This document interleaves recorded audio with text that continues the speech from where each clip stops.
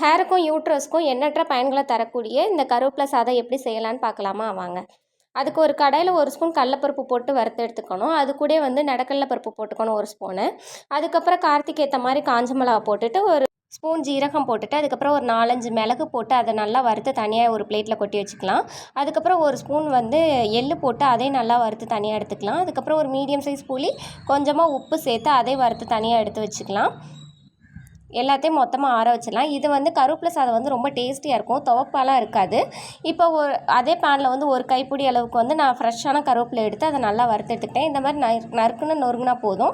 இது எல்லாத்தையும் ஒரு 5 மினிட்ஸ் ஆற வச்சுட்டு இந்த மாதிரி பவுடரை அரைச்சி எடுத்து வச்சுக்கலாம். அதே பேனில் 2 ஸ்பூன் நெய் விட்டுட்டு தாளிப்புக்கு 2 காஞ்ச மிளகா, 1 ஸ்பூன் கடலைப்பருப்பு, 1 ஸ்பூன் நடக்கடலை பருப்பு, 1 ஸ்பூன் உளுந்தப்பருப்பு, இது எல்லாத்தையும் போட்டு நல்லா வறுத்துட்டு கொஞ்சமாக ஒரு பெருங்காயத்தூள் போட்டுட்டு அதையும் நல்லா கலந்து விட்டுட்டு நம்ம அரைச்சி வச்சிருந்த பவுடரையும் அதில் போட்டு மிக்ஸ் பண்ணிவிட்டு சுடு சாதத்தில்